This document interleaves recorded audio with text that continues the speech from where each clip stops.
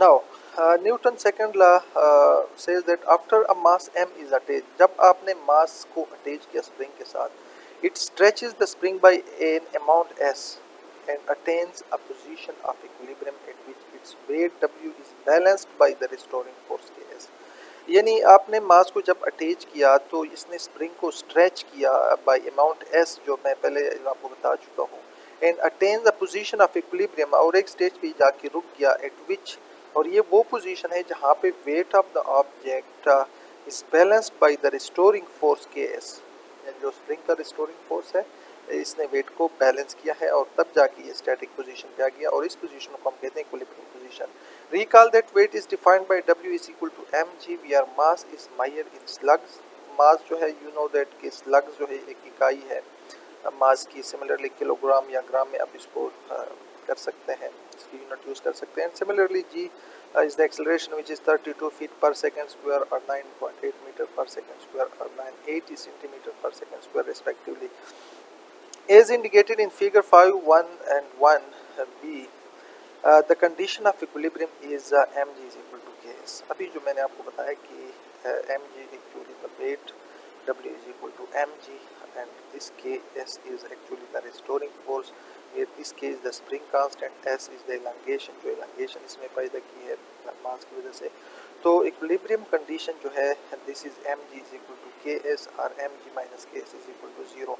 If the mass is displaced by an amount X from its equilibrium position, अब अगर आपने equilibrium position से मास को डिस्प्लेस किया by an amount X, let suppose ये जो आपको फिगर में नज़र आ रहा है, हमने इसको पकड़ के, लेट सपोज आपने इस मास को पकड़ के आपने इसको डिस्प्लेस किया है यहाँ से लेकर यहाँ तक, यानी एक्स डिस्प्लेसमेंट आप इसमें लेके आए हैं। तो इस केस में जो है then the restoring force of the spring is then, अब जो है रिस्टोरिंग फोर्स जो स्प्रिंग का है वो अब के एस नहीं रहेगा बल्कि के इंटू एक्स प्लस एस रहेगा, क्योंकि अगर आप देखें स्प्रिंग का जो ओरिजिनल वो है ना, वो ये लेंथ ये एल है। अब यहाँ से ओरिजिनल जो स्प्रिंग का लेंथ है उससे आपने इसको कितना डिस्प्लेस किया है, ठीक है। सो एस यहाँ पे मास की वजह से डिस्प्लेस हुआ था जो इक्विलिब्रियम पोजीशन में आ गया था, और फिर आपने इसमें एक्स, आपने खुद जो है इस पर एक्स्ट्रा फोर्स लगा के एक्स डिस्प्लेसमेंट और आप इसमें लेके आए हैं, तो टोटल जो डिस्प्लेसमेंट है अब इस अनस्ट्रेच स्प्रिंग में वो यहाँ से लेकर यहाँ तक है, और ये s प्लस एक्स की इक्वल है। This is very important. So k into S plus X, assuming that there are no retarding forces acting on the system, कोई और एक्स्ट्रा जो है इस पे फोर्स नहीं है, and assuming that the mass vibrates free of another external forces, कोई other external force नहीं है, फ्री मोशन है, ठीक है। We can equate Newton second law with the net और resultant force of the restoring force and the weight. अब ये जो है यहाँ पे मैथमेटिकल मॉडल जो है बन रहा है। न्यूटन सेकंड लॉ जो है वो actually F is equal to M A की इक्वल है, ठीक है, F is equal to M A. अब M D square X by D square, now this m is mass and d square x divided by dt square, ये position है, और position को अगर आप एक दफ़ा करेंगे differentiate with respect to time तो वेलोसिटी बनता है, और अगर आप वेलोसिटी को अगेन करते हैं तो acceleration. So this is actually M A, और इस साइड पे जो है एक्चुअली जो रिस्टोरिंग फोर्स है minus K into S plus X plus M G, ठीक है। ये जो है यहाँ पे किस तरह ये बन रहा है, एम जी जो है this is actually weight, and similarly minus K into S plus X is this is the restoring force of the spring. अब ये माइनस साइन जो है यहाँ पे क्यों हमने लिखा है, minus sign is actually because of जो रिस्टोरिंग फोर्स होता है वो हमेशा यानी the negative sign in equation 1 indicates that the restoring force of the spring acts opposite to the direction of motion, यानी जो मोशन होता है स्प्रिंग में रिस्टोरिंग फोर्स हमेशा जो है उसके अपोजिट, यानी जब आप मास को नीचे इसको स्ट्रेच करते हैं तो जाहिर बात है जो रिस्टोरिंग फोर्स होगा वो इसको रिस्टोर करने की कोशिश करेगा, तो उसको ऊपर लेके जाएगा।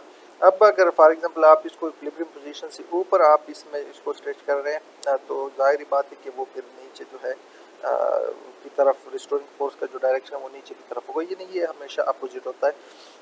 And this is equal to, अगर आप इसको थोड़ा सा मॉडिफाई करें तो minus K S minus K X plus M G, यानी ये बनेगा minus K X plus M G minus K S. Now यानी ये माइनस के इसके साथ मल्टीप्लाई हो गया, ठीक है। अब यहाँ पे minus K X plus M G minus K S is equal to, उसने लिखा है माइनस के एक्स, और ये this is because of this M G minus K S जो है this is actually zero. We know that M G is equal to K S और M G minus K is equal to zero when the mass is in equilibrium position. So यहाँ पे जो है ये अगर zero कर दें इसको तो ये बनेगा M D square X divided by D T square is equal to minus K X. ये एक्चुअली मैथमेटिकल मॉडल यहाँ पे बनता है। We adopt the convention that the displacement measured below the equilibrium position are positive. Equilibrium position से ये जो आपको नजर आ रही है, लेट्स सपोज अगर इक्विलिब्रियम पोजीशन हम इसको माने x इज इक्वल टू 0, यहाँ पे अगर कोई डिस्प्लेसमेंट नहीं इक्विलिब्रियम पोजीशन में है, तो अगर आप जो है इसको ऊपर की तरफ वो करेंगे तो यहाँ पे वो करेंगे displacement measured below the equilibrium position are positive. हाँ, यानी अगर आप इसको नीचे इसके लेंथ में लेंथ को इंक्रीज करते हैं, नीचे आप इसको लेके आते हैं तो ये यहाँ पे पॉजिटिव लेंथ को आप इंक्रीज कर रहे हैं, सो एक्स ग्रेटर देन जीरो। अगर आप इक्विलिब्रियम पोजीशन से इसको ऊपर लेके जा रहे हैं तो X less than zero. So differential equation of the free undamped motion is now given by, ये अगर आप इस डिफरेंशियल इक्वेशन को देखें M D square X by D T square is equal to minus K X. इस M पे अगर दोनों साइड पे डिवाइड करें तो D square X divide by D T square is equal to minus K divided by M into x. और अगर आप इस साइड पे इसको लेके जाएंगे ये माइनस के डिवाइड बाई एम, तो इस साइड पे लेके आएंगे तो ये प्लस के एम डिवाइडेड बाई एक्स हो जाएगा।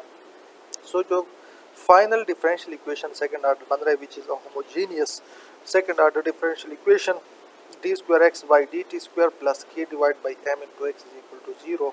And if you denote this K by M by W square या omega square D square X by D T square plus omega square X is equal to zero, we are this omega square you know that this is के by M. Equation 2 is said to be described simple harmonic motion or free undamped motion. This is the differential equation or the mathematical model for simple harmonic motion or free undamped motion. Two obvious initial condition associated with this. अब इसके साथ दो जो condition होगा को होंगे initial condition x of 0, यानी at is equal to 0 position या x जो है इसकी वैल्यू क्या है, and at is equal to 0 what is the velocity. Actually यहाँ पे जो है x डैश फर्स्ट डेरिवेटिव है, यानी this is actually the actual initial position and this is actually initial velocity of the body. So x of 0 is equal to x naught and let's suppose x dash of 0 is equal to x1. So ये differential equation है और इसके साथ जो है ये initial condition है, second order differential equation है। सो हमें दो जो है इनिशियल कंडीशन चाहिए इसको सॉल्व करने के लिए।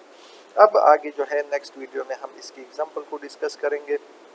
ये मॉडल जो है मैथमेटिकल मॉडल याद रखना है आपने, this is called the free undamped motion, mathematical model for a free undamped motion.